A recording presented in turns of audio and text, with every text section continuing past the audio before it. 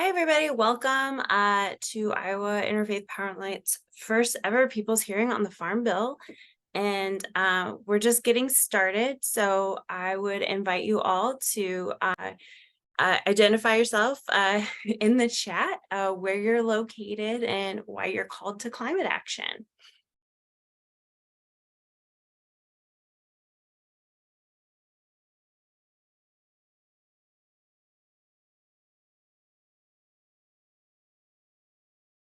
Chat is disabled. We will work on that. This is a first time doing some webinar stuff. So be gentle with us as we're all learning. So we'll get that rolling.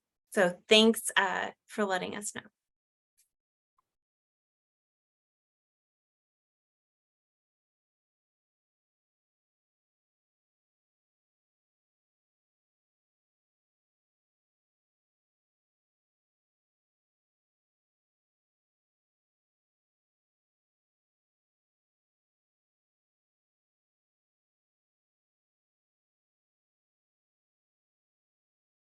Looks like the settings have changed, so I think you can try it now.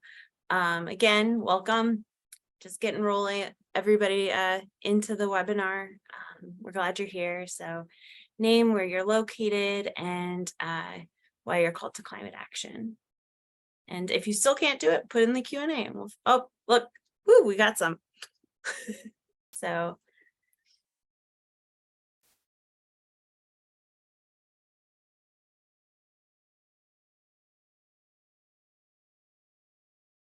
got some good answers coming on in.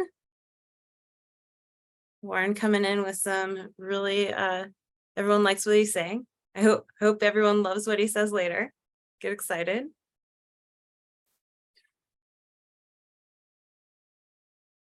Again, as people start filling in, welcome to Iowa IPL's first ever dive into the Farm Bill. So this is our People's Hearing on the Farm Bill, and we're so excited you're here. So as you can see, you can introduce yourself in the chat, where you're located, and why you're called to climate action.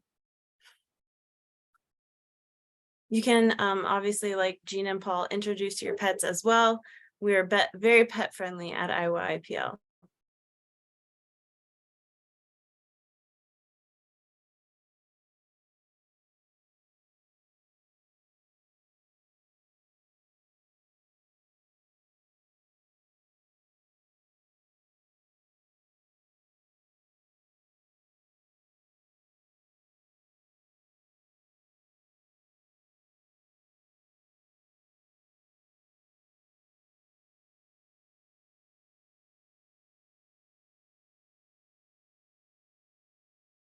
Just gonna give it a few more minutes. Again, welcome. Introduce yourself in the chat, where you are, why you're called to climate action. I also like fun facts, so that's always an option, or bad jokes.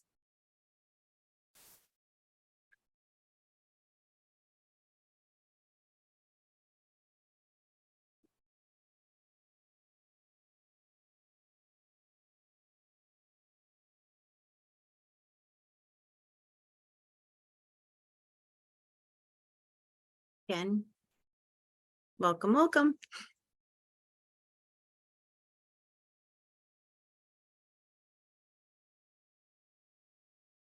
lot of awesome participants and names I recognized, and new names. So we're really excited for y'all to join us. And here's some stories and wisdom from our panelists tonight.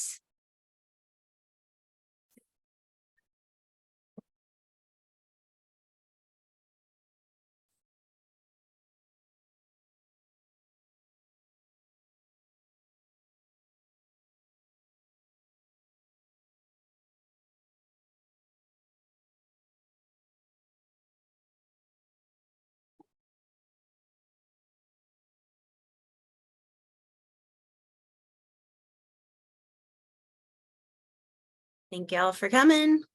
We'll get started in a few minutes. And we do have a New Beginnings Covenant Christian Church is doing a viewing at their church for this. So we're really excited to have them spearheading that and doing some other climate actions in the next few months.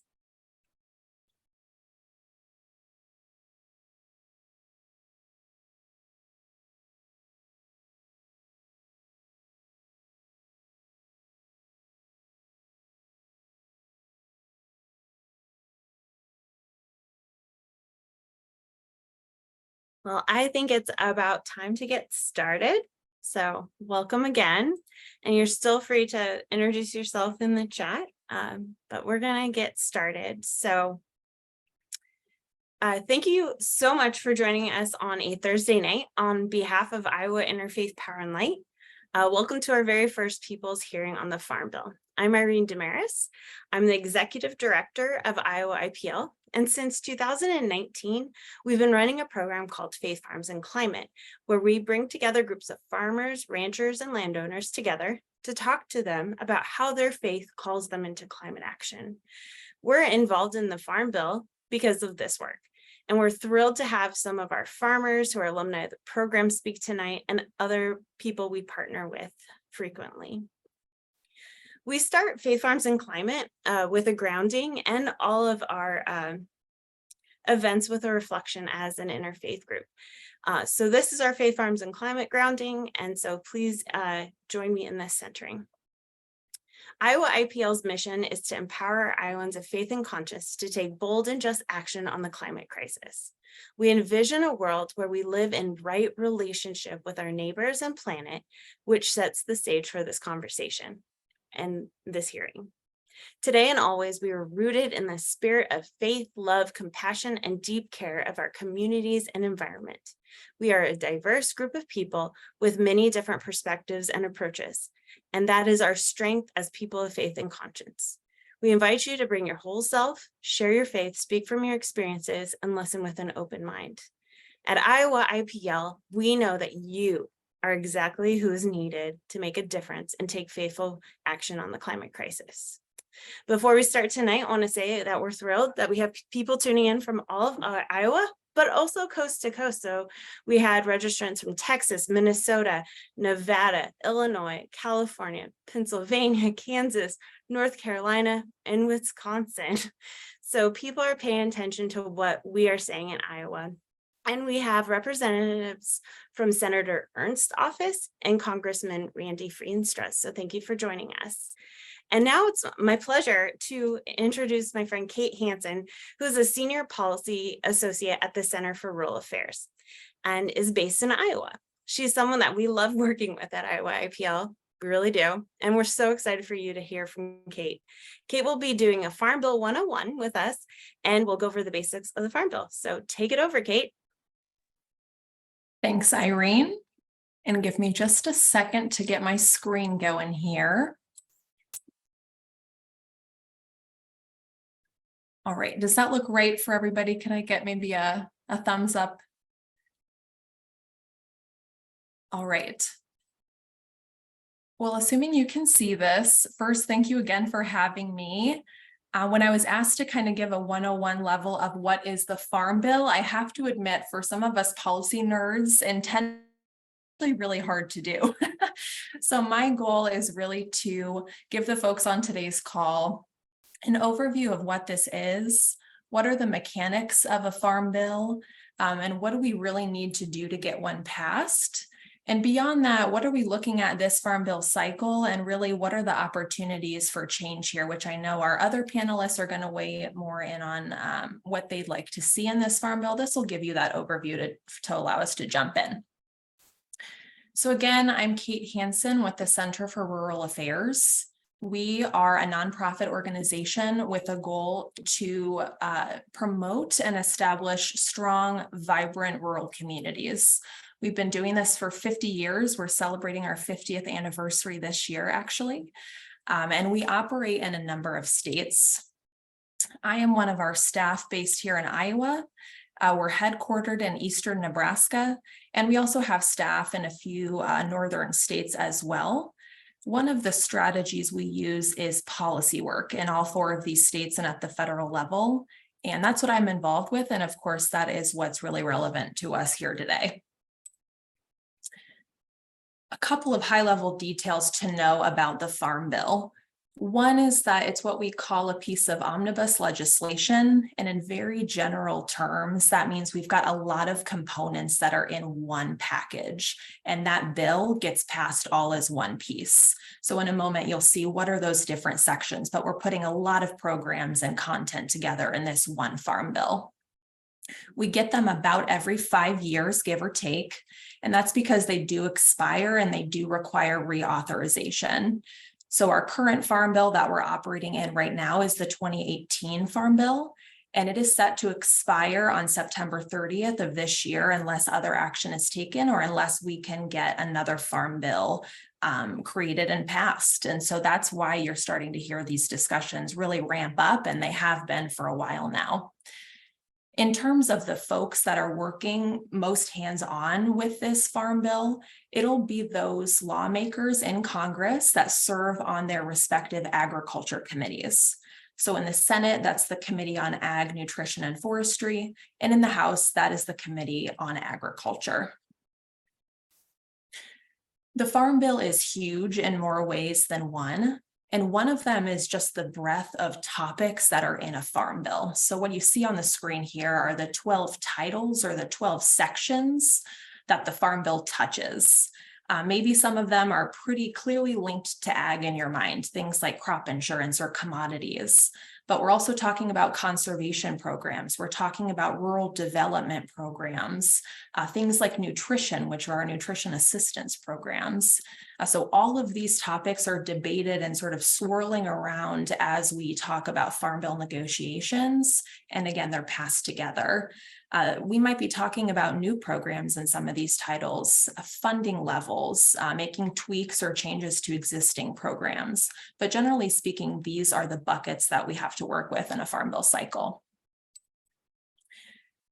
I said a Farm Bill is huge, and a second reason that it's huge is just the amount of dollars that we're talking about in a Farm Bill. This graphic was produced by our friends at the National Sustainable Ag Coalition, and it shows the projected funding for our current Farm Bill.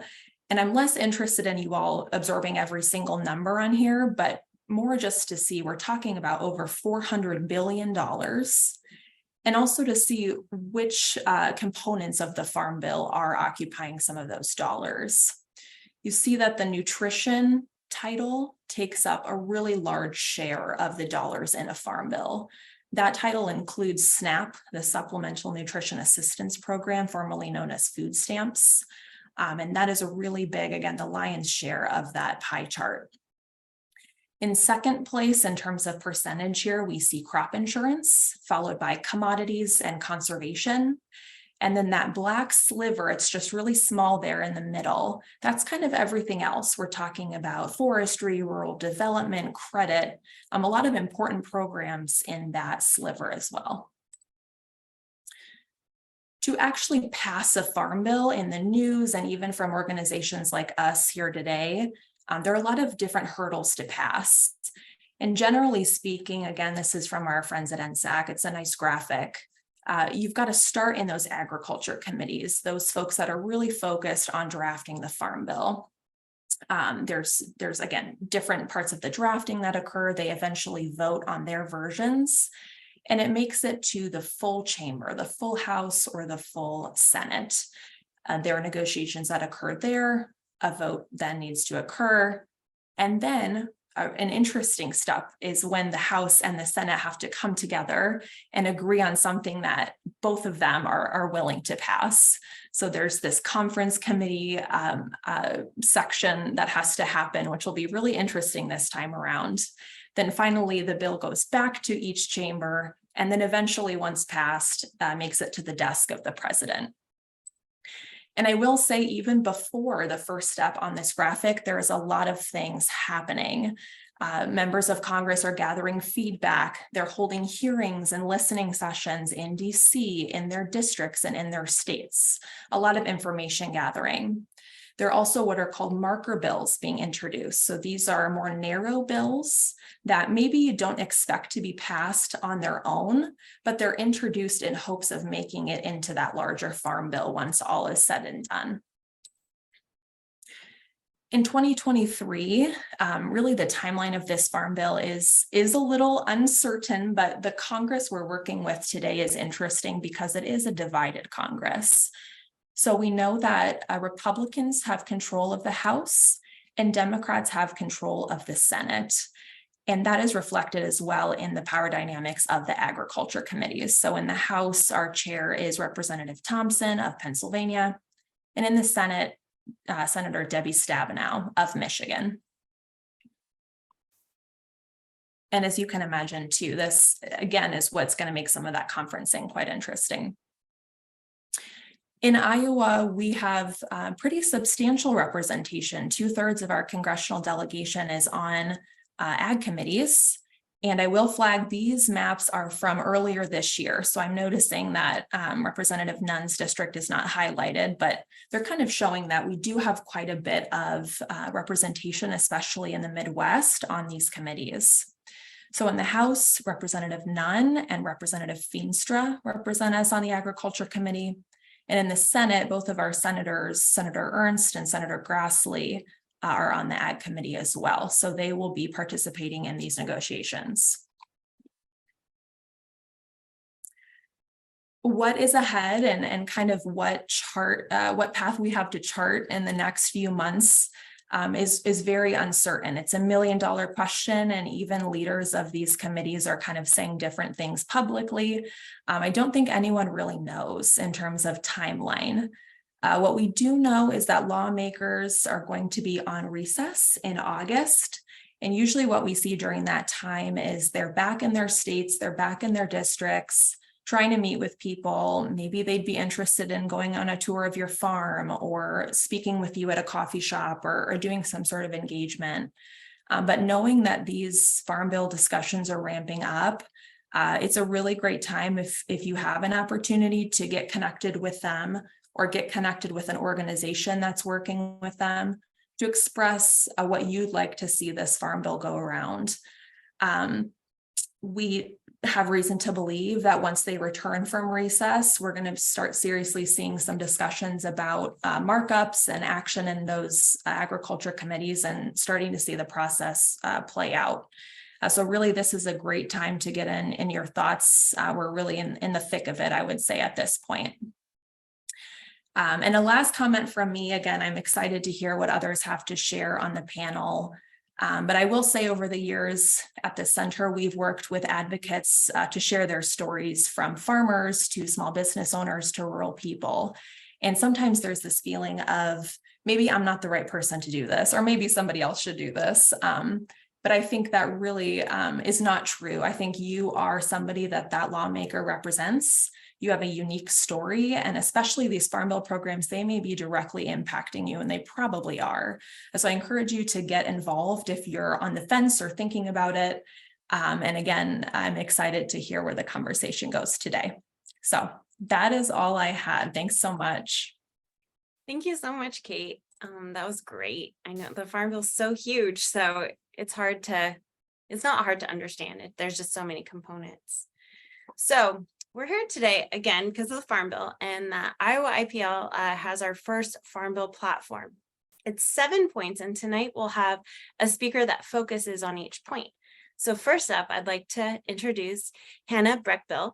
Hannah works as a co-farmer with Humble Hands Harvest in Decorah, Iowa, and will be speaking on our first point, increasing equitable and just land transition. Take it away, Hannah.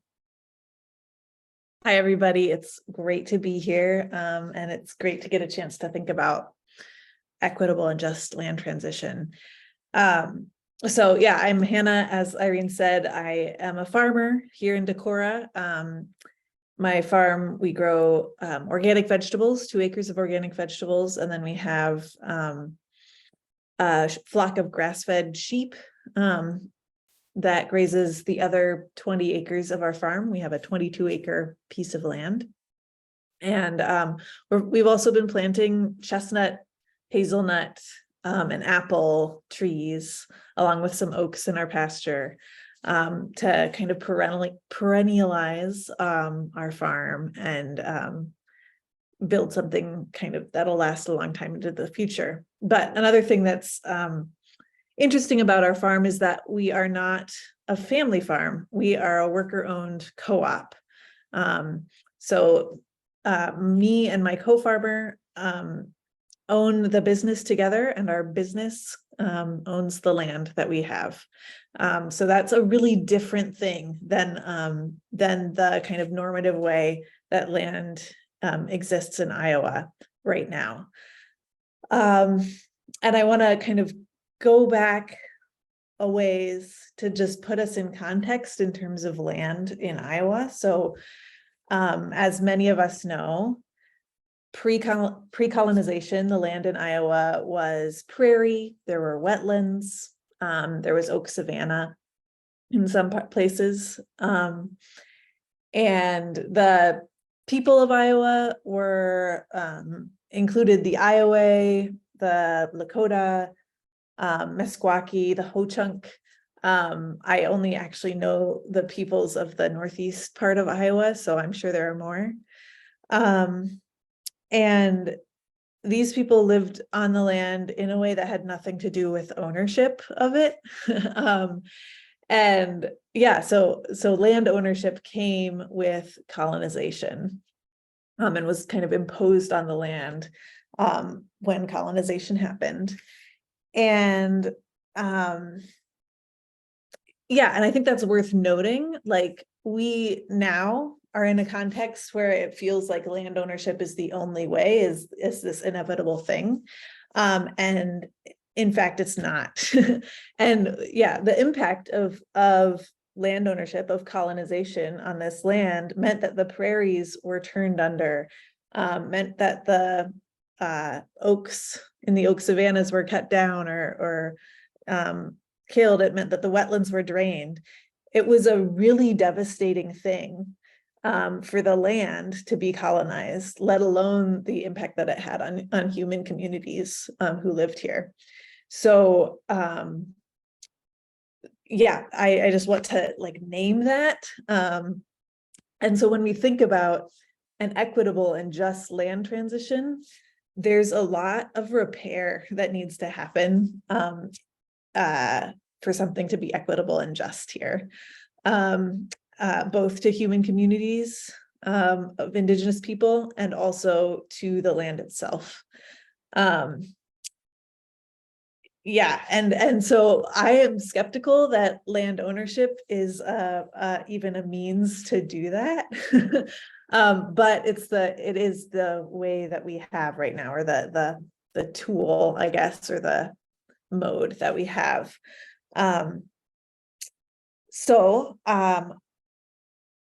Yeah, let me think. Yeah, so I'm gonna just name some actual policy initiatives that I can imagine going into the Farm Bill that can support maybe a more diverse set of owners of the land in Iowa. So number one, I think the Farm Bill needs to invest in community-led projects and local projects that are working on land transition and capital support for farmers. Yeah, I think there needs to be coordination across departments within the USDA to support programs that will help this transition happen. Farmers need access to credit, and they need to be able to compete in real estate markets. Right now, here in Northeast Iowa, when land goes up for sale, the highest bidder is almost always a non-farmer, a hunter, or the local mining corporation.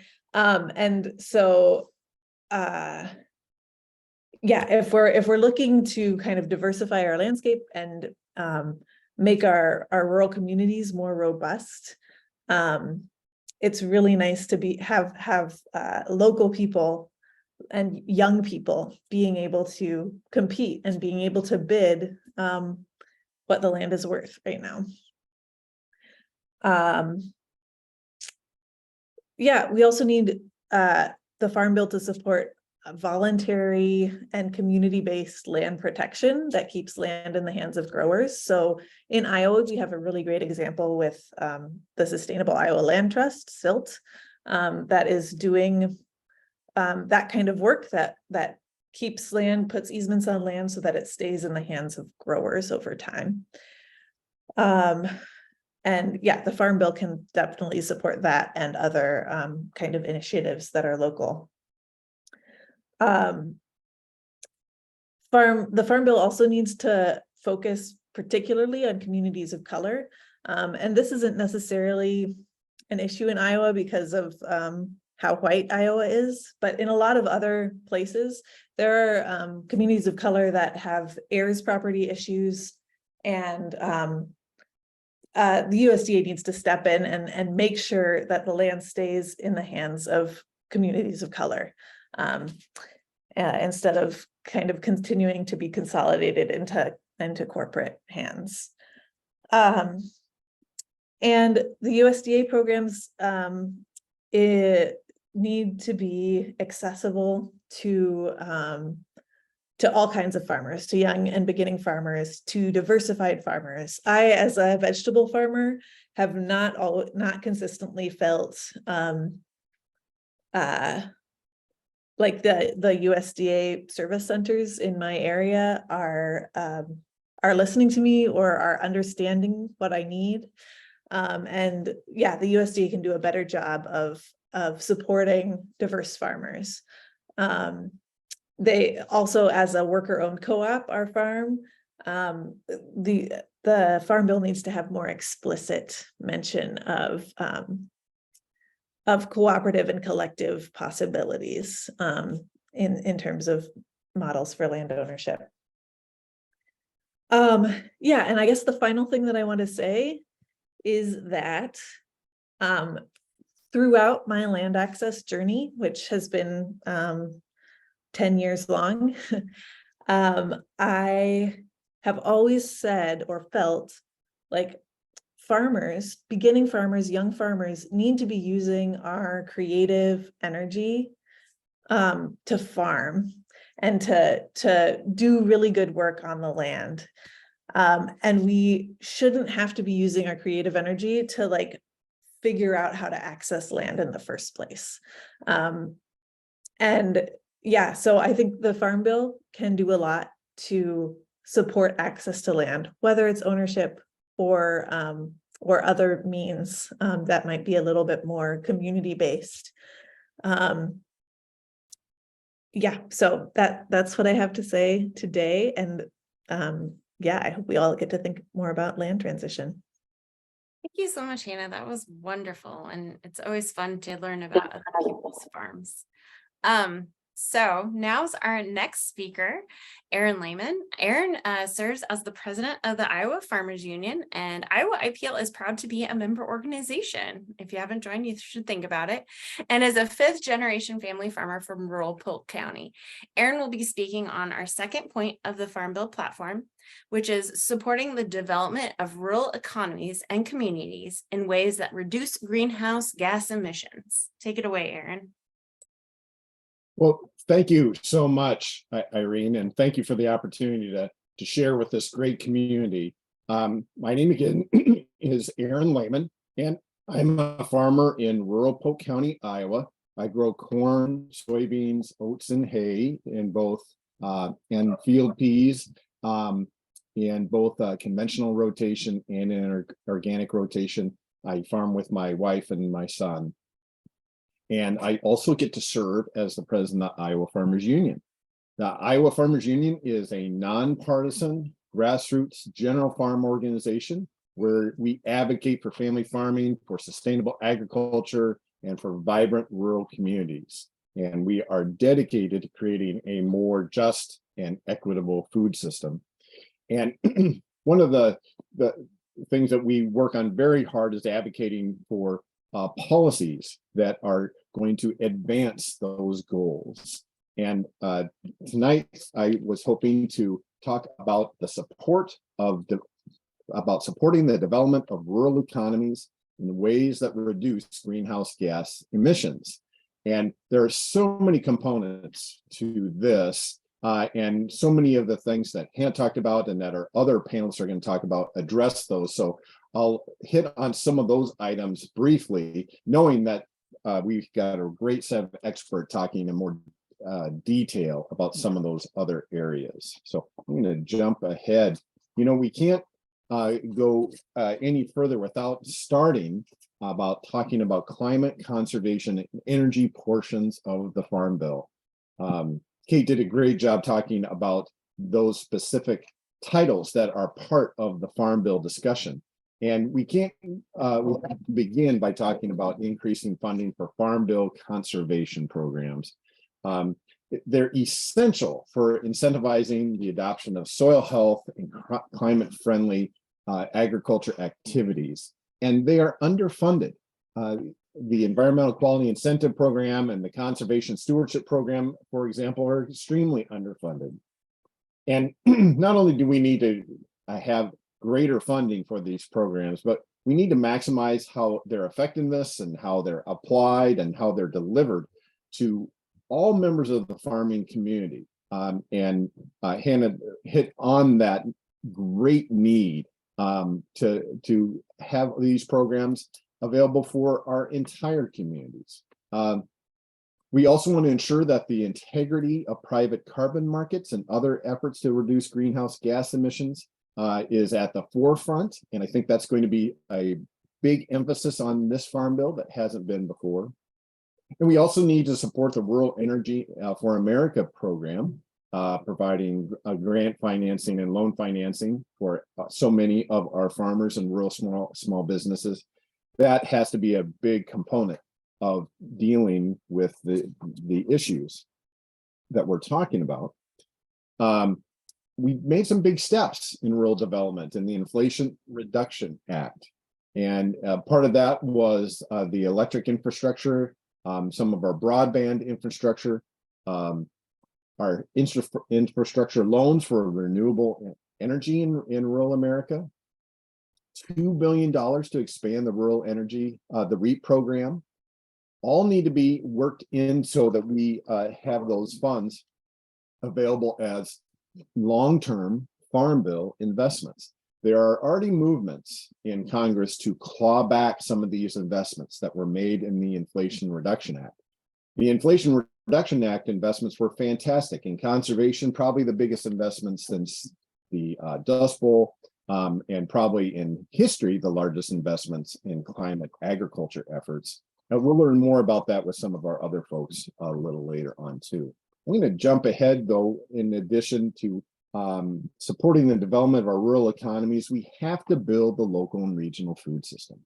And I think there are two basic components during this Farm Bill discussion. One is building on some historic investments that we've made in this area over the past number of years, partly in response to the pandemic that exposed so many inequities in our food system. But we also have to ensure real competition. And that's why we're calling for a competition title, in addition to all those other titles, a competition title in the Farm Bill, so that we can ensure that we have marketing transparency and we avoid manipulations in the marketplace for farmers. So much of agriculture is controlled both on the input side and on the market side by just a few multinational corporations that we have to address competition in order to ensure our rural economies can grow in a good way. I'm going to shift just a little bit. We talked a little bit about Farm Bill funding and how important it is to recognize where the Farm Bill funding is. And just to highlight here again, this blue line is crop insurance, and this is a growing portion of the Farm Bill budget from year to year and from Farm Bill to Farm Bill. And it is becoming a more and more important part of the Farm Bill programs. And because of that, it's important for us to talk about some crop insurance reforms that are really necessary. Risk management products need to be more accessible for specialty crop farmers and diverse cropping systems, and not just for the commodity system. We need to improve whole farm revenue protection to expand its use and adoption. And we also need to authorize incentives for farmers to voluntarily remove land that is environmentally sensitive from production in exchange for increased crop insurance guarantees. This can make our crop insurance system more accountable and help us make it in ways that we can actually help the effort to reduce greenhouse gas emissions. Too many of the incentives that are in place in the crop insurance system now do the opposite. They move us towards fewer and larger farms, more consolidation in agribusiness, and practices that do not help reduce greenhouse gas emissions at all. One of the ways that we can do this is we can provide crop insurance discounts to farmers for planting cover crops or other conservation practices that increase resiliency and reduce risk. And that's part of the Cover Act, one of those marker bills that we want to see as part of the Farm Bill. I wanted to take just a couple minutes to talk about that. Remember in crop insurance, how it works here in Iowa, 90% of Iowa corn and soybean acres are covered, 90%. It's very prevalent. Approximately 2/3 of the premiums are subsidized by the federal government. And on top of that, crop insurance companies are subsidized also. It's a growing part of the Farm Bill. Crop insurance provides insurance against crop losses that typically range from 60 to 85%.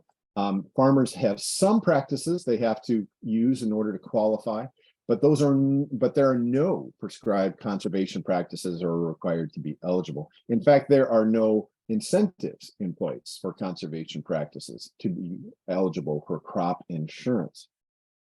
So this is what we would like to see. Insurance is meant to mitigate risk.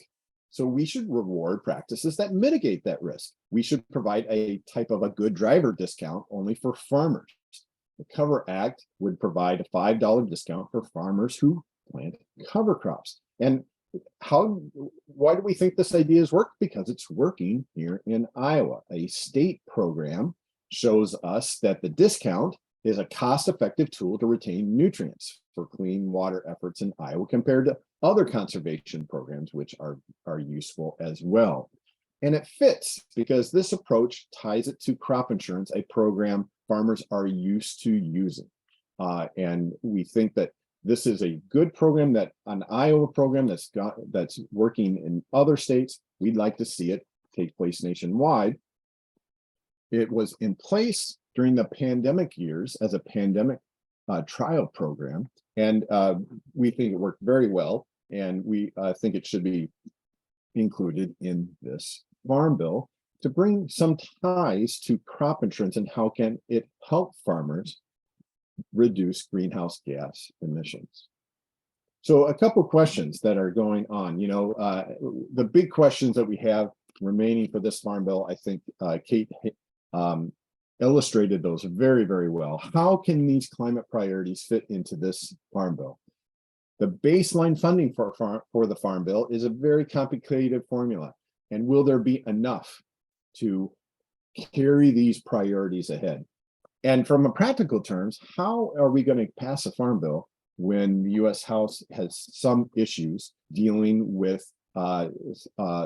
some specific parts of spending that we need to come to grips with? These are challenges that we can meet, though. And part of the reason we can meet it is because we have Iowans who are serving at the Ag Committee. In fact, not only do we have 2 House members and 2 Senate members on Ag Committees, we are the only state that has multiple members in the House and the Senate Ag Committee. So we in Iowa have a great opportunity here. And we will be supportive of our members to do that. If you'd like to get involved, in addition to working during the August recess, join us in Washington, D.C. The National Farmers Union has a fly-in. We send members to go to Washington, D.C. We get briefings, we talk to government agencies, we go to Capitol Hill visits, and it's a great opportunity to get involved. And so with that, I will close. I can't close a PowerPoint presentation without a nice sunset picture of our Iowa farm. So I'm looking forward to hearing the rest of the discussion today. Irene, thank you so much for letting me share. Of course, Aaron, thank you for always showing up and all the good work that IFU does. So now on to our next speaker, Michael Happ. Michael is the Program Associate for Climate and Rural Communities at the Institute for Agriculture and Trade Policy in Minneapolis, Minnesota. I'm originally from a different part of the country. Michael will be speaking on point 3 of our Farm Bill platform, moves conservation funds from the Inflation Reduction Act, the IRA, to permanent Farm Bill funding baseline. Take it away. Thank you, Irene. And I am going to start sharing my screen as well. I'll just say a little bit first about myself and IATP. So I work for, as Irene mentioned, the Institute for Agriculture and Trade Policy, or IATP. We are based in Minnesota, and we have a small office in Washington, D.C. and Berlin, Germany. And we were founded in the 1980s in the midst of the farm crisis. And we started with this notion of how can we, be of support to farmers who were facing a lot of hardships, right? And we're also trying to make the connections between the struggles American farmers are facing and farmers across the globe. Because in a lot of cases, things that Aaron and Hannah already have mentioned, right, access to land, competition, consolidation, those are global issues, and trying to make those connections is really important to us. So we worked to create sustainable, fair, and just food and agriculture systems, locally, nationally, and internationally. And as for myself, I may not be from Iowa. I live in Minnesota currently, but I did grow up on a mid-sized farm in Illinois, about an hour east of the Quad Cities. And my grandfather grew up in Strawberry Point, Iowa, in northeast Iowa, and he was one of the many folks impacted by people losing their farms in the 20s and 30s. So he moved east. But yeah, my family still runs the farm in Illinois. They grow corn and soybeans, and recently have diversified into raising Hereford cattle, growing oats and barley and alfalfa, beets, all sorts of really great things. And I'm really excited by the things that my dad and my brother are doing on the farm now. But that's not what I'm here to talk about. I'm here to talk about platform point number 3, move conservation funds from the Inflation Reduction Act to the permanent Farm Bill baseline. So before I get to those kind of wonky details, I'm going to talk about USDA conservation programs. Again, Kate and Aaron both mentioned these a little bit, but I'll go into a little bit more detail about these programs. And looking at this list, you might have heard of some of these. You might have even used some or administered some in a past job. But for those who don't know, these are some of the big marquee programs. So the first one, the Environmental Quality Incentives Program, or EQIP, is a cost share program kind of intended as a reimbursement program. So if you're a farmer and you're looking out into your field and you see, there's this one place where the water always runs, it's kind of starting to cause a gully, there's all sorts of soil erosion, EQIP can help you pay for a grassed waterway to kind of keep that soil in place and make sure that when the water does run, it's not taking soil away. There are hundreds of practices that EQIP helps pay for, and it's kind of intended as a very targeted conservation program. And if you enroll in EQIP and you decide you like it, you want to do more conservation, that's where the Conservation Stewardship Program, or CSP, comes in. And CSP is kind of intended as this more whole farm program where, okay, you want to do soil health improvements across your whole farm. You can tie that grassed waterway in with maybe a riparian buffer, maybe continuous living cover, some cover crops, ways to keep living roots in the soil. The next program, ASEP, or the Agriculture Conservation Easement Program. Yeah, again, that's an easement program. It's really popular more on the East Coast, but there are some instances here in the Midwest of it. It's kind of intended as a land preservation tool, especially in places that are subject to a lot of urban growth pressures. There's also an aspect of the ASEP program focused on wetland conservation. And then there's the Regional Conservation Partnership Program. Those are kind of bigger partnership programs. There's usually a lead organization, someone like Ducks Unlimited or the Nature Conservancy or Pheasants Forever, and they're getting all sorts of farmers together to try and conserve like a watershed or some larger conservation need. And it's something that maybe USDA doesn't have the technical staff on hand to do. They're kind of outsourcing that to those outside groups who have that kind of know-how. And lastly, there's the Conservation Reserve Program. That's kind of intended as a land retirement program. Imagining there's land that maybe shouldn't be farmed, right? Really highly erodible land. CRP is an option for putting that land. You're getting a rental rate from the government for not farming that. So you can plant that into native prairie, you can plant that into woods, and those are usually 15-year contracts, though there are 30-year contracts available through different pilot programs, as well as some other kind of pilot projects they're working on through CRP, like the Grasslands program. And I should have mentioned, EQIP is generally a 5-year contract, as is a CSP, but there are opportunities for renewing those. So a lot of what I focus on in my work is looking at the two first programs I talked about, the Environmental Quality Incentives Program, or EQIP, and the Conservation Stewardship Program, CSP. These are programs that are really, really popular with farmers. In Iowa, they're particularly popular. I know the Conservation Stewardship Program got its start because of advocates in Iowa, including people on this call, who got together and they wanted to combat some of the economic pressures put on farmers who want to do the right thing, right? Those safe drivers, as Aaron said, the folks who want to put in those cover crops, who want to protect their waterways, who want to keep soil health front and center on their farm, but they were facing all sorts of economic hurdles. So this program, which helps them pay for that sort of thing, got its start in the 2000s. Really in its modern form, the 2008 Farm Bill. And since then, it's been super, super popular. And unfortunately, as Aaron also mentioned, it's becoming so popular that a lot of people are being turned away from the programs. So here's this big stat that I have on the screen right now, 66.4%.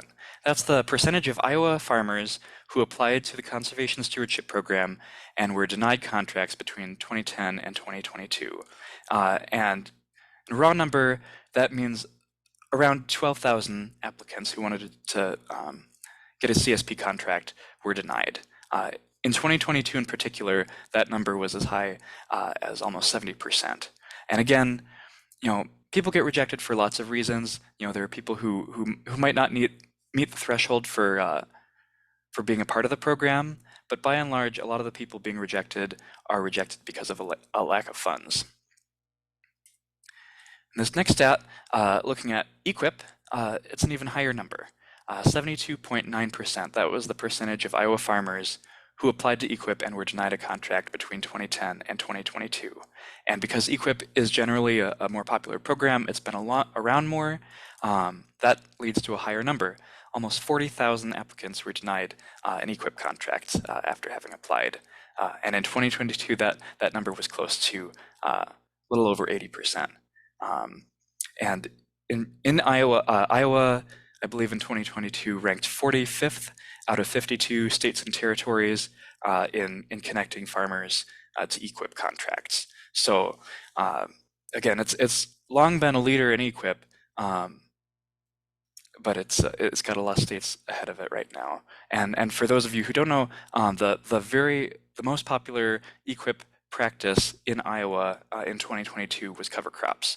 In 2022, about a little over 1,000 farmers were awarded EQIP contracts specifically to plant cover crops. The other practices rounding up the top 5 were things like waste facility covers, waste storage facilities, underground outlets, things that are much more expensive than cover crops and serve a smaller number of farmers. And one thing that at IATP we advocate for is getting a good conservation bang for your buck, right? A lot of small and mid-sized farmers are helped out a lot by those smaller dollar contracts and things like cover crops and conservation cover. So I believe we should be targeting those small and mid-sized producers, the folks who really could use this money. So we're going to take a little nationwide look at what has happened to EQIP and CSP application rates over the past 12 years or so. So you can see back around 2010, the number of farmers getting connected to contracts was relatively high. For EQIP, it was still under 40%, but for CSP, it was over 55%. And you can see over time that kind of starts to trickle down. There's a big drop off in 2014 as a result of budget sequestration, and then the 2014 Farm Bill, and again during the 2018 Farm Bill, the Conservation Stewardship Program was definitely under attack, and there were calls to end the program entirely, despite its popularity. But luckily, we kept the program in place. But unfortunately, the funding for CSP has kind of stair-stepped down over the years, while funding for EQIP has gone up. And that funding, it was kind of cannibalized in a way. Now, looking specifically at Iowa, it looks pretty similar. It's a similar trend to what you see nationwide. So that leads us to the Inflation Reduction Act, right? People have known for a while that these programs, EQIP and CSP, are very, very popular, as well as other conservation programs through USDA. So last year, Congress passed the Inflation Reduction Act, and that included $19.5 billion over 5 years to go into USDA conservation programs with a focus on climate. And you'll see the biggest chunk of money there is going to EQIP, about $8.45 billion, almost $5 billion for RCPP, $3.25 billion for CSP, a little over $1 billion for ASEP, and then this is a really important part, $1 billion for conservation technical assistance, which means those people who work in your local county office who can help you through these contracts. We've seen this trend over time of when there's increased financial assistance for these programs, there's not always the matching support at that county office level. And if you've been in there, you know people who work at these local offices are stressed. They have a lot of paperwork to work on. They've got to help you through these great big applications. So it's really important to get support for those local folks and make sure people stay on board and are paid well. And then finally, the subject of the actual platform point is moving IRA funds to the Farm Bill baseline. So it's kind of a wonky thing, but the baseline essentially means the amount of money Congress has to work with when drafting a Farm Bill. The Congressional Budget Office recently came out and said we have about $1.5 trillion to work with this upcoming Farm Bill, which is a great big number. But as Kate highlighted, a lot of that is going to nutrition. Kind of a small slice of the pie is for conservation.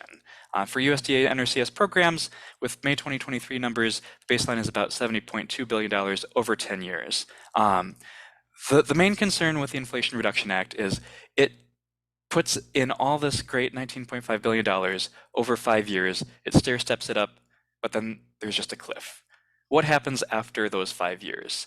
What happens to those farmers who got a great contract through the IRA, but are left on the hook, left hanging later on, right? There's all this great support around it. One thing that we're advocating for is making that funding a more consistent, more permanent part of the Farm Bill, right? And that can, looking at climate targets, a lot of people throw around the year 2050. Using rough estimates, this could mean almost $60 billion in additional funds for EQIP and over $20 billion more for CSP nationwide by 2050. So I'll leave you with these nice pictures of things that you can fund with EQIP and CSP. We're talking cover crops, we're talking fencing for rotational grazing, silvopasture, right? Having that density of raising cattle with a fruit tree or a nut tree, alley cropping, riparian buffers, and even something like high tunnels and hoop houses. So thank you, Irene, for having us on, and yeah, thank you all for being here. Thank you so much for that wonderful summation of the point. I know we gave you the wonkiest of wonked of the points. So thank you again, Michael. So now on to our next speaker, Denise O'Brien. Denise is a farmer and a community activist from Atlantic, Iowa. She has farmed with her husband, Larry Harris, for 47 years and is the co-founder of the Women Food and Agriculture Network. She'll be speaking on our fourth point, which is supporting and expanding local food systems by increasing food sovereignty and ensuring the ability of communities to produce, procure, and distribute high quality nutritious foods. Good evening, everyone, and thank you, Irene, and thanks for everyone to be here tonight listening to this important work. And I'm sharing my screen with the fourth point, as we've got on here, that supports and expands. I've got to move some things around here. Systems by increasing food sovereignty and ensuring the ability of communities to produce, procure, and distribute high quality nutritious foods. So I thought I would just give you the definition of food sovereignty and when it was started being used. And as I was doing my research, I found out that I was at the meeting in 1996 of La Via Campesina in Tlaxcala, Mexico, where food sovereignty was first coined. I didn't realize that before today. And it was also the first meeting where women were brought to the forefront, which wouldn't be surprising to those of you who know me. So anyway, my first introduction to the Farm Bill was 1985, and that's 38 years ago.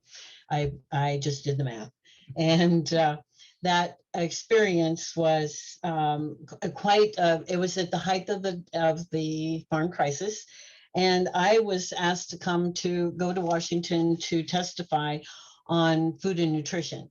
And so I was invited there by an organization called FRAC, Fruit, and I'm sorry that I don't know exactly, but the name for the title for the acronym. But anyway, I was there in 1985 and found out how a farm bill works.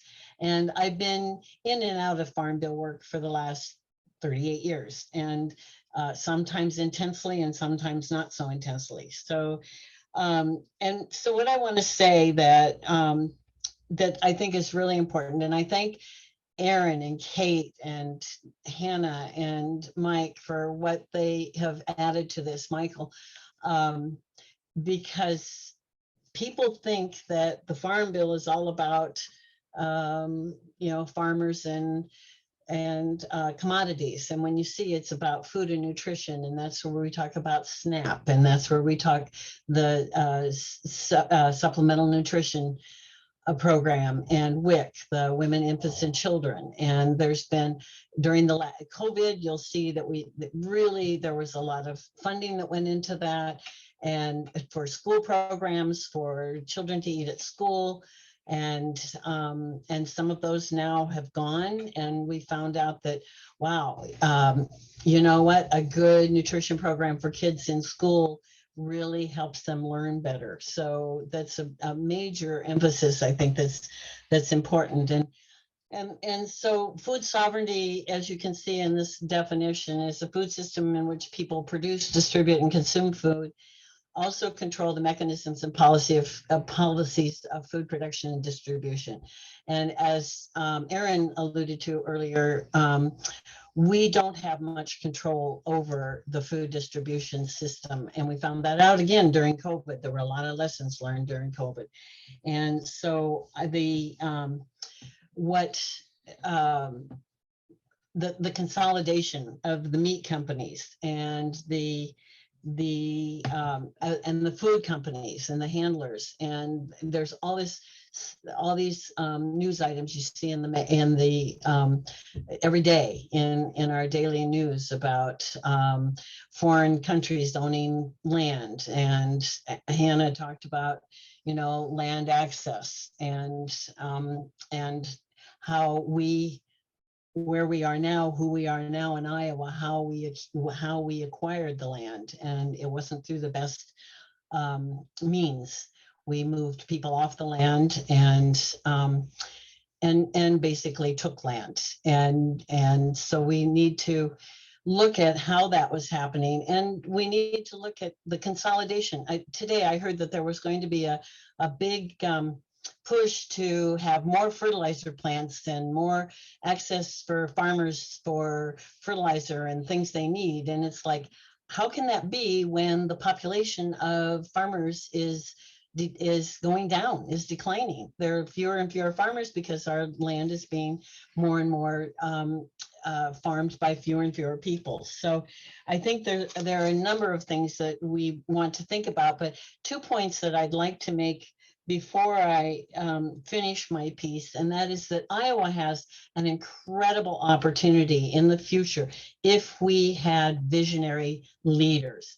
And what I mean by that is that our food now travels 1,500 miles to get to our plate. And we know now, with all the things that are happening that happened this winter in California, and that the Colorado River is has less and less water, and in Colorado itself, there's rivers that have less and less water. They're shutting down potato production in parts of Colorado. Iowa at this point in time has water.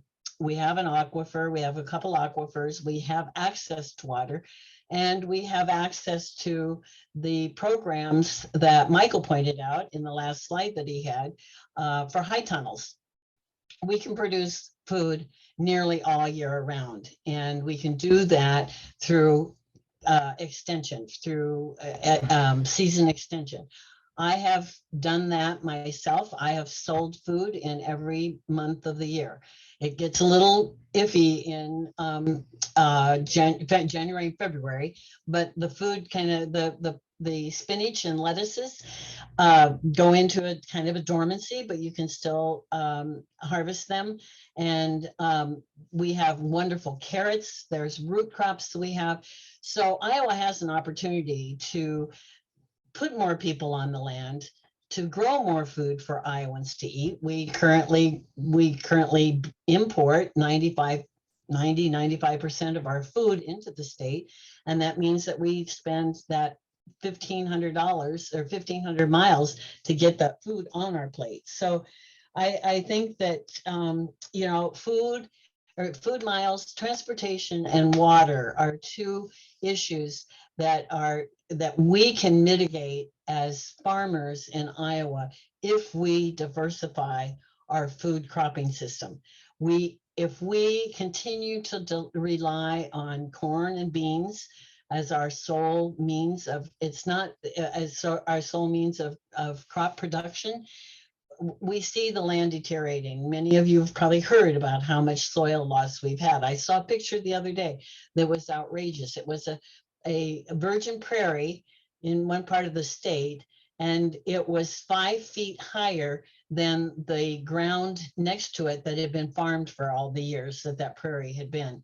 And that's how much we're using up the land. And we don't see it. We don't have that the dirt bowl, dust bowl, those images, but it's happening, and it happens all the time to us. And yet we put on blinders. And so I just believe that it's very strong reason for us to advocate for working on land access, getting more farmers on the farm, using equip programs for high tunnels, and growing the food that Iowans can eat. We have farmers markets. Our farmers market was tonight in Atlantic, and people show up every week to get their vegetables and their fruits. And the season now is cherries, and it was strawberries. We go through the seasons, we have the seasons, but then we also can take it, and we have storage capability, and that we can take crops like potatoes and carrots and root crops into the winter season. So but we have to have the political will to do this. And we have to understand that Iowa isn't just about corn and beans. And if we are about corn and beans, we are going to be a desert at some point. I just read something where we're going to be like Texas in a matter of time. So probably not in my lifetime, but my husband and I, Larry, are working hard on preserving the land that we have for food production. And as Hannah mentioned earlier, there are organizations like SILT, Sustainable Iowa Land Trust, that Iowa Natural Heritage Foundation, that are looking at preserving not just land because of an environmental uniqueness, but also about growing food for people to eat. And Iowans need to embrace this and put the food into our local communities, into our local schools. And, we're inching our way to that. But as I said earlier, since I've worked on the farm bills, different farm bills since 1985, it's just minute incremental steps. And I get very frustrated because it's not fast enough, and it needs to happen faster if we're going to be able to mitigate the climate crisis that we are experiencing. And for some Iowans, they have to understand and believe that we do have a climate crisis. We still have the deniers out there that will just use the land up until it's all gone. And I read an article once about irrigation in Nebraska, and a farmer on the Republican River in southwestern Nebraska said, nobody's going to farm this farm after me, and I'm just going to use all the water up until I'm gone. And if we have that kind of an attitude, then we won't have things for our future. We won't have land and food for our future generations. So thank you, Irene, for inviting me tonight. I hope I've given that an idea about food sovereignty and what the issues are that are really important that we need to, as Iowans, think about for the future. Thank you. Thank you, Denise. Denise is one of my favorite people. Shake your head, it's true. Now on to our next speaker, Elston Tortuga. Elston is Iowa IPL's very own rural faith organizer. They'll be speaking on point 5, shifting power, funding, and resource towards more beneficial practices that promote ecosystem and human health. Take it away. Thanks, Irene. Thanks so much to everyone who has spoken. I feel like I'm learning so much. As Irene said, I'm going to be focusing on our point that is shifting power, which means funding and resources, towards more beneficial practices that promote ecosystem and human health. So thank you so much for inviting me to speak. My name is Elston Tortuga, and I use they and them pronouns. And as Irene shared, I am the rural faith organizer for Iowa Interfaith Power Light, where I work with farmers and faith leaders to connect the dots between agriculture, climate action, and faith through our Faith Farms and Climate program. I have also been working as a farm worker on small vegetable, fruit, and dairy farms in the Midwest since 2019. And I now live on a heritage farm on the land of Iowa and Oceti-Sakowin people in what is currently also called Adair County. My partner Millie and I live in the home that her ancestors began building 150 years ago when they took a train to the end of the line after traveling from England. When she was growing up, there were 5 families on this 2-mile long stretch. You'll hear from her dad, Warren Varley, in a few minutes. And when he was growing up in this house, there were between 7 and 9 families on this stretch. Before European colonization, as we've heard about tonight, this corner of Iowa was a thriving home to Indigenous people, plants, and animals. Something I learned from Sikowis Nobiss, who will speak next, is that at one time, this landscape had as much ecological diversity as a rainforest. Now, coming back to the stretch of land where I live, there are just 3 couples and a fraction of the plant and animal life as well.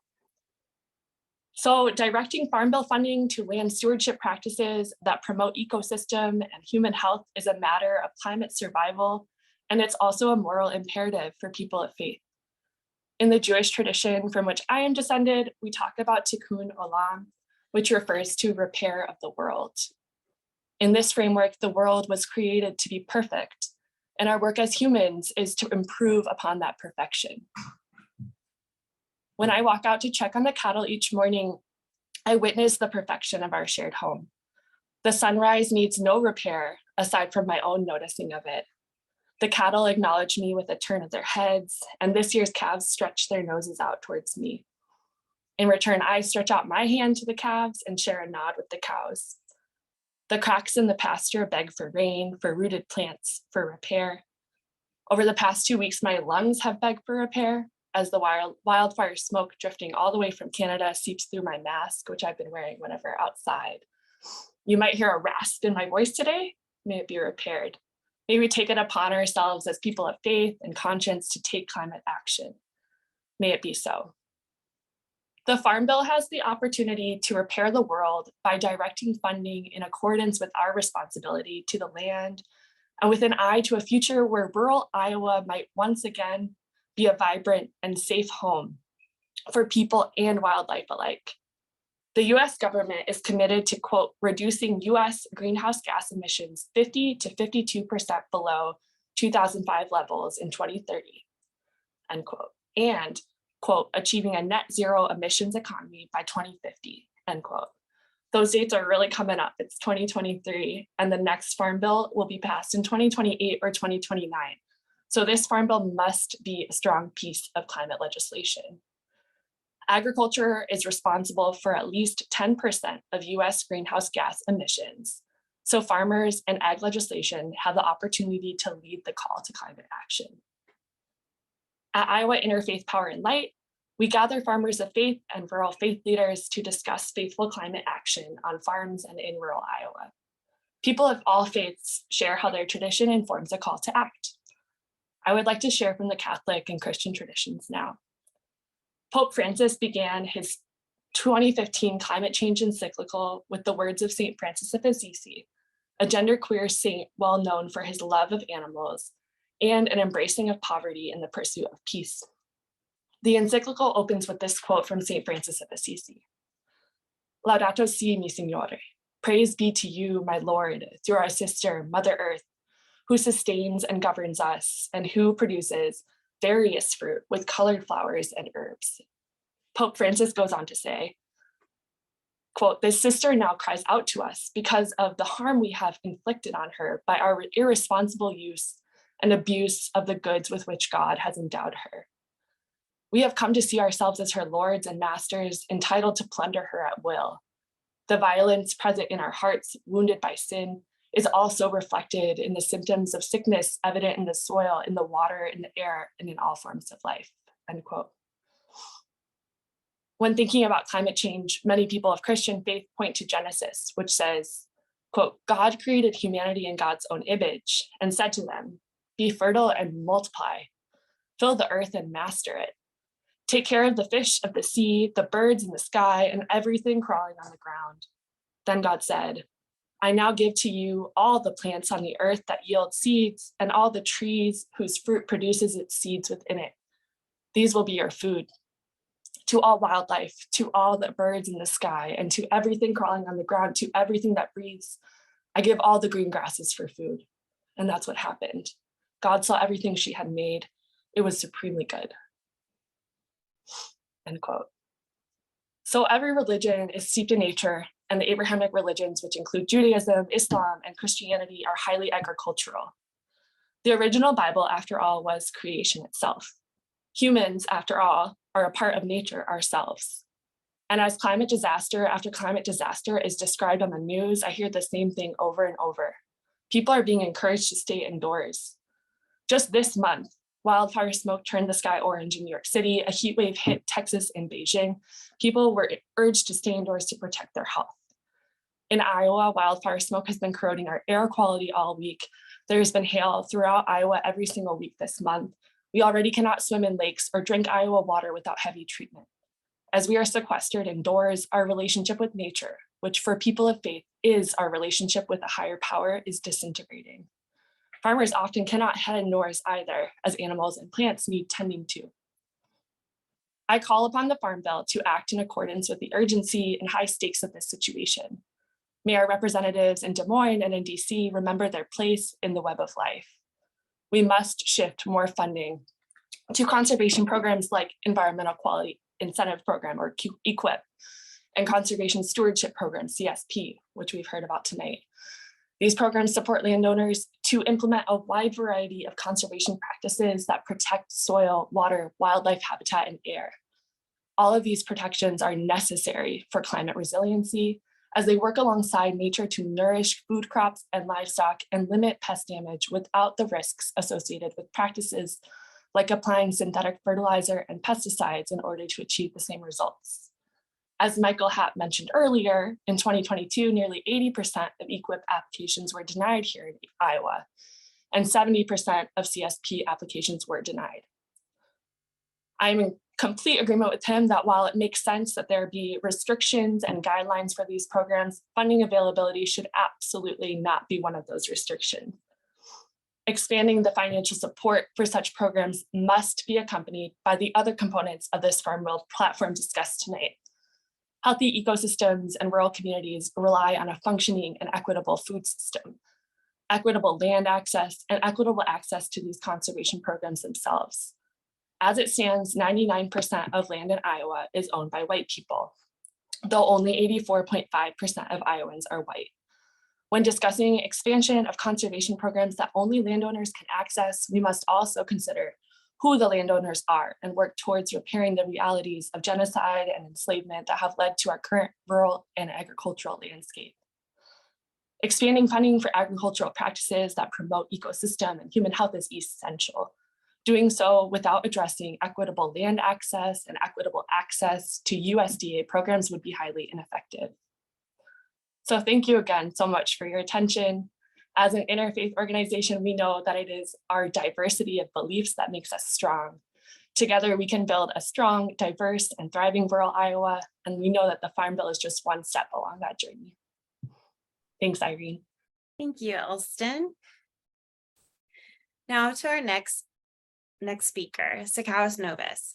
In 2016, she founded the Great Plains Action Society. They're a collective of Indigenous organizers of the Great Plains working to resist and indigenize colonial institutions, ideologies, and behaviors. Sikowis will be speaking on point 6, shifting power to farmers and people in rural communities and away from consolidated power and corporate control in ag and food systems. Take it away. Hello. Hi, hello. Thank you for having me here today. Yeah, I appreciate being here, especially as I think the only BIPOC representative here to talk about the Farm Bill. And I just need a second here to get my notes up. Oh, great. I know I'm supposed to here to talk about shifting power to farmers and people in rural communities. But, you know, as I was putting this presentation together, I found that very difficult to do because farmers have power because they have land. And I know that we're here to talk about, you know, providing more resources and more power to farmers so that they can, you know, better produce, you know, food and whatever it is we need, you know, but, you know,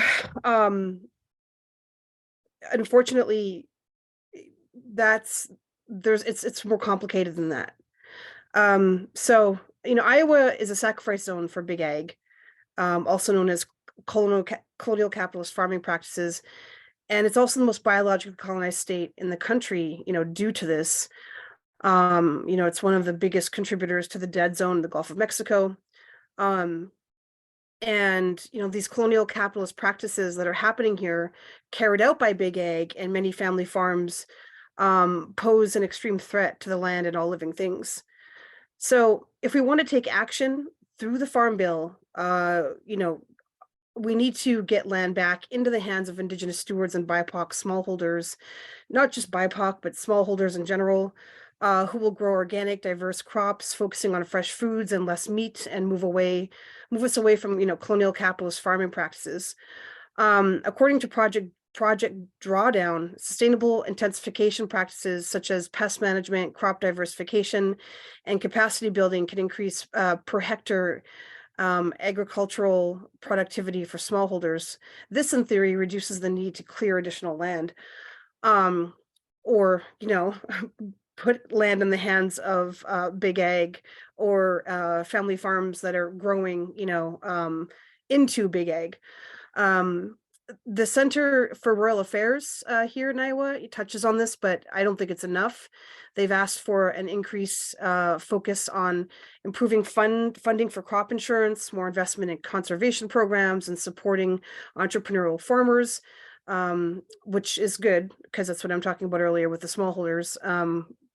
These small farmers may otherwise be hesitant to take chances on progressive farming methods without a financial backstop. So this is all great, except that, who are these farmers, right? All these farmers are white, essentially. And so, and then also, I think what's missing here is and I'm going to quote from an article, and I lost the article. Shoot, I forgot I'll have to put the link in the chat later. It says, although it seems like everyone in DC is buzzing about a climate farm bill, some of the most impactful changes, including crop diversification and shifting diets from meat towards plants, are barely on the negotiating table. And then what I add to this, what is even less discussed, if at all, is equity and moving land into the hands of Indigenous stewards and smallholders. So I would like to share my screen if that's cool with you all.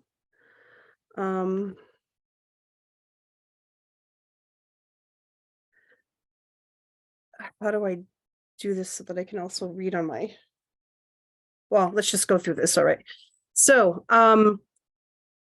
the reason I am talking about moving land back into the hands of Indigenous stewards is going to be understood better through this series of slides. So why should the Farm Bill include more aid for equity building and the farming industry? Here I have the words rematriate, honor native land, and land back, which is land back as a movement right now, where we're trying to get land back into the hands of Indigenous stewards. And rematriation is about rematriating the land back to prairie, for instance, tall grass prairie, so we can lessen the soil loss that we're experiencing, and increase biodiversity and so on. So every year at the state fair, Iowa awards families who have owned 40 acres of farmland for 100 to 150 years or more with century and heritage farm certificates. In the US, 98% of agricultural land is owned by white folks, which means almost 100% of these winners are white descendants of colonizers that began overrunning Indigenous lands in Iowa starting in the 1830s. By the 1860s, all tribes had been removed, and most of Iowa had become homestead farms for settler invaders. Excuse me.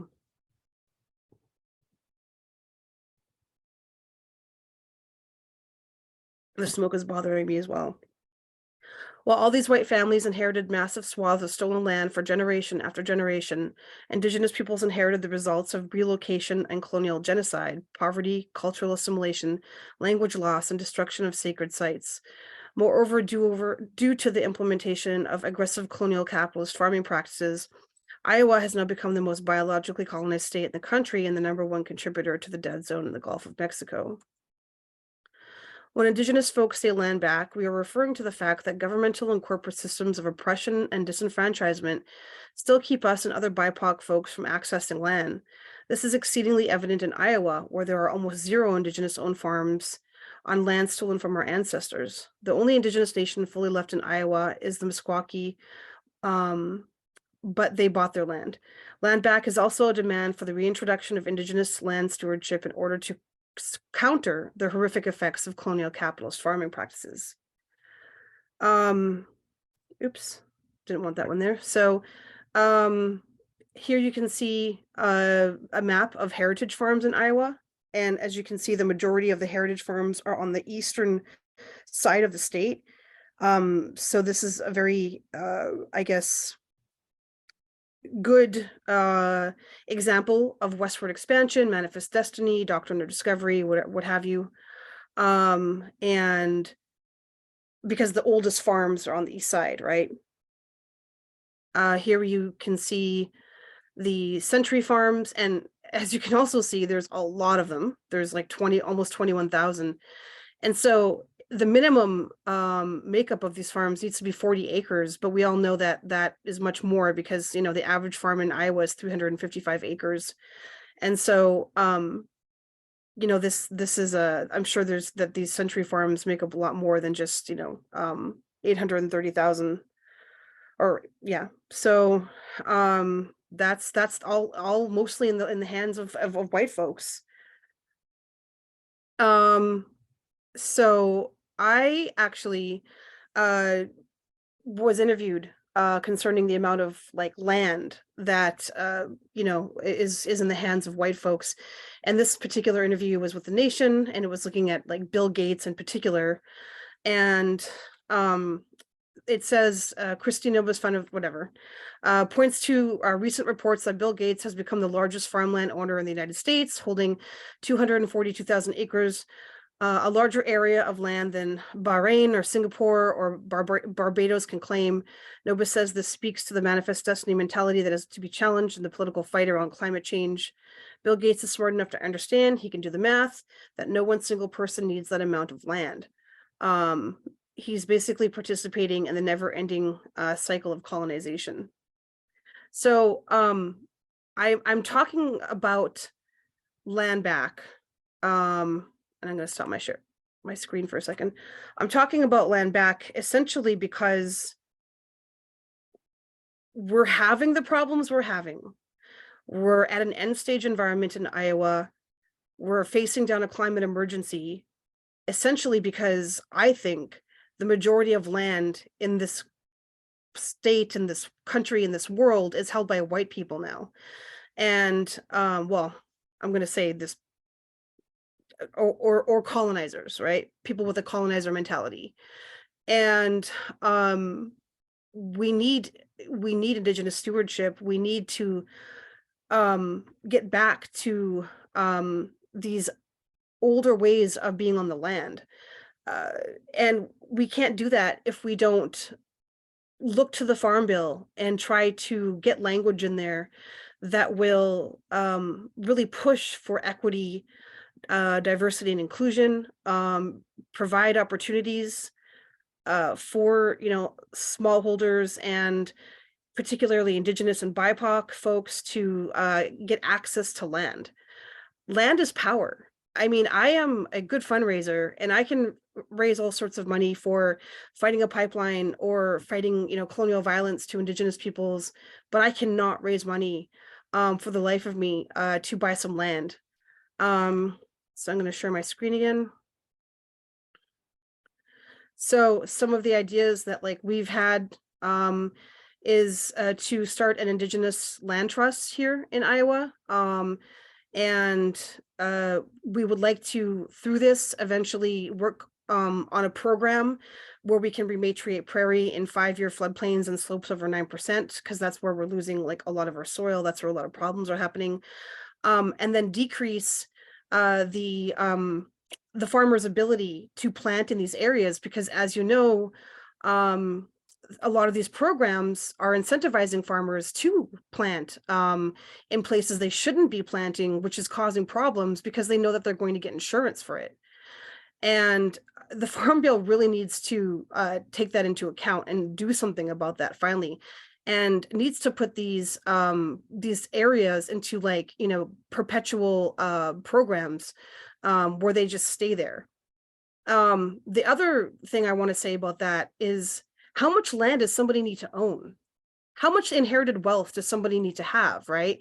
So like, how, like, we complain about how much money is going into the Farm Bill for incentivizing farm, you know, for all this stuff, like the food, like, well, people complain about SNAP in particular, but that's not really the problem, right?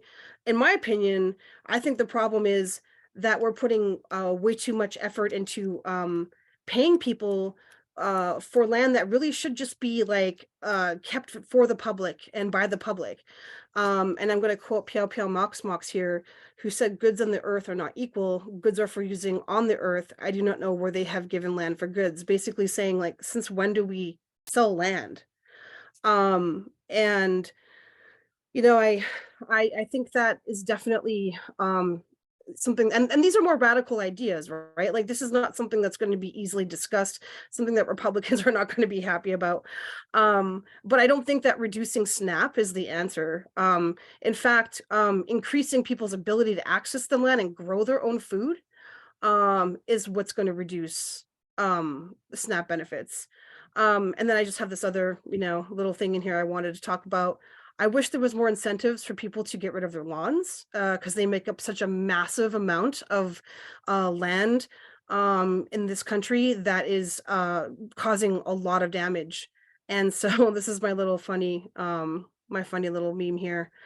And also, I would like to see more programs for urban gardens. Money for that. Like I said, I cannot for the life of me raise the money to buy even an acre of land for a Sioux City urban garden that we would like to head up. But, you know, maybe if we had programs and incentives, that would be a lot easier for organizations like ours. And, you know, I have consulted with many folks about this, probably hundreds at this point: the United Church, the Beloved Community, Mennonites, Quakers, Nuns and Nuns, Catholic Workers, Possibility Alliance, and many individuals, yet none have given any land back. And that goes to show you, again, the power of land and, like, the wealth that is invested into that, and how hard it is to extract that out of the hands of colonizers, essentially. And but that's where we need to go. That's the direction that we need to take. And I think that people need to start trusting that Indigenous stewardship, Indigenous land stewardship, is going to create a regenerative economy and an economy based on compassion. And people just need to trust that. So thank you very much. Thank you so much. That was wonderful. And we'll all be thinking and mulling that over, how we can step up in Iowa for y'all. And if you haven't subscribed to their website, or you want to donate so they can buy that land, please visit their website. Know that would be appreciated. Now, our last but not least, drum roll please, our final speaker, Warren Varley. Warren's the 5th generation of his family farm and has been very active in rural development, ag policy, including work on several wind farm projects.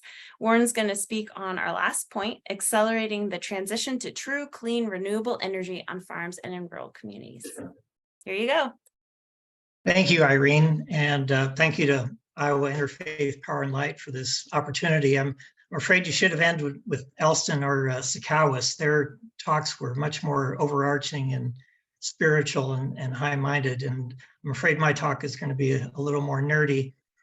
But it's important to the issue of climate change, which is what's bringing us all here together. As Irene said, the topic is accelerating the transition to true, clean, renewable energy on farms and in rural communities. And I've got the subheading for the plank up there on the screen: making it easier to access funds from USDA programs that will increase wind, solar, geothermal, energy efficiency, and battery storage on farms and in rural communities, and increasing funds and access to programs that help farms and rural communities decrease energy costs. Now, why am I speaking on this topic? As Irene mentioned, I'm a fifth-generation farmer who until recently lived on the farm I grew up on and where my great-great-grandparents homesteaded. I'm also a lawyer with an interest in economic development and tax policy, who's worked with a group of local farmers and other rural investors to put up 13 2-megawatt wind turbine generators in cooperation with 2 rural electric cooperatives and 2 rural municipal utilities. On our own farm, we have 2 2-megawatt wind turbines and a 4-megawatt wind turbine owned by Mid-American Energy. We were initial investors in the ethanol plant east of Coon Rapids and delivered hundreds of thousands of bushels of corn to it and the ethanol plant east of Menlo. The farmhouse on our farm is heated and cooled by a geothermal heat pump. One of our local banks that I work with is also on ground source heat pump and covered its roof with solar panels. And it was so happy with the results that it covered its other 4 branches buildings with solar panels. With the associated battery backup, it pays less for power and has the resiliency to continue operating even when the local utility loses power.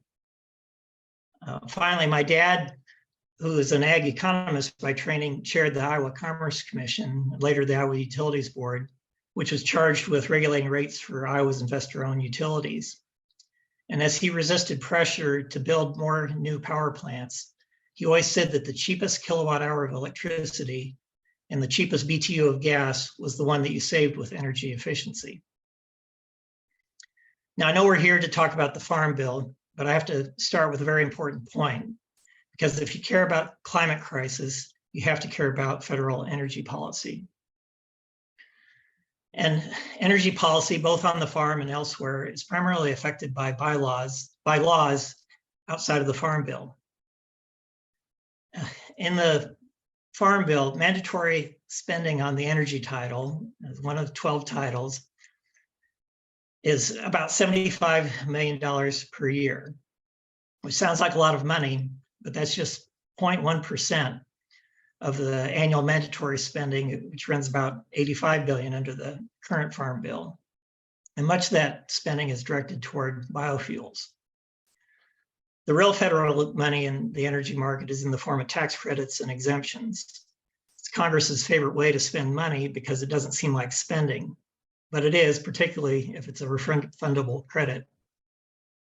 Think about the fuel tax exemption for ethanol and biodiesel and the subsidies to fossil fuels. Let me give you an example of why this is bad policy, at least in terms of accessibility. When our group of farmers built our first 2 wind turbines, we got a grant from the USDA under this Title IX of the Farm Bill, but we got a much bigger grant from the US Treasury for 30% of construction costs. That was in lieu of the per kilowatt hour tax credit.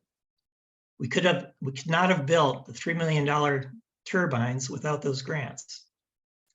Later, the rules were changed, eliminating the Treasury grant. That changed who we could turn to for investors.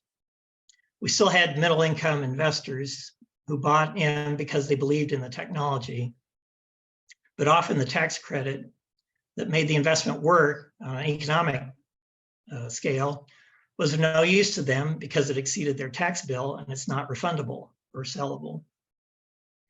However, a large industrial investor like Mid-American Energy, owned by Warren Buffett's Berkshire Hathaway, has lots of passive income and can take full advantage of the tax credits.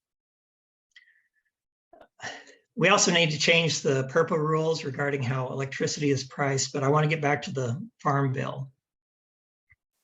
By true and clean renewable energy, Iowa IPL means combustion-free renewable energy, as opposed to biofuels like ethanol and biodiesel, which still have very large carbon footprints. Even if you're pumping the CO2 deep underground, pressing it to make it liquid and pumping it under high pressure, with all the energy that takes, you're still burning a hydrocarbon, and that generates CO2. Now, mea culpa, we burn diesel in the tractors on our farm. 200 horsepower tractors and airplanes will take a while to transition away from liquid hydrocarbon fuels. We don't know yet whether that's going to be replaced with hydrogen-powered large vehicles or by a hive of little electric drones or some combination. Though climate crisis makes this transition urgent, it won't occur overnight. But if the economic incentives are not in place, it won't occur at all. So we need to shift funding in the Farm Bill away from biofuels and toward true, clean, renewable energy. One of the most popular programs under the energy title of the Farm Bill is the REAP program. Now, this isn't Iowa's REAP program, which stands for Resource Enhancement and Protection. In the Farm Bill, REAP stands for Rural Energy to America program. And both Aaron and Michael talked about it. It's been an extremely effective program. In fiscal year 2020, $30 million in funding leveraged 10 times that amount in private investment in energy efficiency and rural electricity production. They upped that to 45 million in fiscal year 2021. That still left $30 million in unfunded applications waiting in the wings. And 2/3 of those projects were targeted to $20,000 and less. So it really focused on small and medium-sized farms and other rural operations. Now, like Aaron and Michael, I expect funding for this program to increase, but we really need to ramp it up by orders of magnitude. And the idea of extending the amounts in the Inflation Reduction Act, I think should be the bare base minimum. One of the primary focuses, I think, of this funding for rural electric projects should be directed toward rural electric cooperatives and rural municipal utilities. Support for them has been bipartisan and broad-based. Cooperatives are very much in line with Hannah and Sikowis's remarks about community ownership. These entities are inherently democratic with a small d, and the impact is bottom up instead of trickle down. Not only will this reduce cost to the rural consumer, it is important for electric grid security and resilience. There is a concern, and I share it, over the displacement of prime farmland for energy production projects like wind turbines and solar panels farms. What I don't understand is why we aren't using existing public right-of-ways, highways, canals, utility right-of-ways for things like large-scale solar collection. Biomass, biogas, biochar will also play a role in the future of rural energy. The key will be increasing storage mechanisms for intermittent sources like wind and solar. That allows consumers to buy cheaper interruptible power, makes the grid more resilient while improving the quality of power. And this can start out as simply as RECs helping farmers put rural charging stations into their homes. The batteries on their electric vehicles will essentially become part of the electricity grid. In summary, economic incentives have to change if we want the country's energy portfolio to change. This includes tax policy as well as spending under the Farm Bill. You can fund all the pilot projects and experimental projects you want, but if you don't change the overarching economic structure, you will get more status quo, not change. Let's get the job done. Irene, thanks so much. Thank you so much for that. Well, we've come to the end. A huge thank you to all of our speakers tonight and our staff that made it possible. You all saw Elston and myself, but MJ Nothere and Ren Matson have been working behind the scenes. And if anyone wants to pop on and say hi, yay. I know webinars you can't clap, but let's clap for all the wonderful people that put this together. We're so proud to be working on the Farm Bill and spreading faith-rooted climate action throughout Iowa. Running out of time or we're out of time, but these are a few actions you can take. You can sign on to our Farm Bill platform and the link will be in the chat. We'll be doing some actions. So when they're doing markups, we're going to do a prayer campaign. So we're going to send prayers to our legislators. Follow us on social media. We're on Facebook, Instagram, Twitter, LinkedIn, and this event will be posted on our YouTube channel sometime next week. If you're in Central Iowa, you can help us celebrate our birthday on Sunday, July 9th at Union Park in Des Moines. There's going to be cupcakes. It's an open air shelter. It's handicap accessible. There's a playground and a splash pad. And it has a carousel and it's also on the trail system. So please join us. And the last thing you can do is support our work financially. We're a growing organization and we are invited to do more things than we're able to do with our unique voice. We are the faith group at the environmental tables. That's it. It's us. And so the more we can expand our staff and what we do, the more we can get faith-rooted climate action and our voices into the public debate. So help us take more climate action. So again, thank you so much for coming on a Thursday night and making it to the end. So have a good night, everyone. And hopefully we will see you around on the internet and maybe in person. Good night.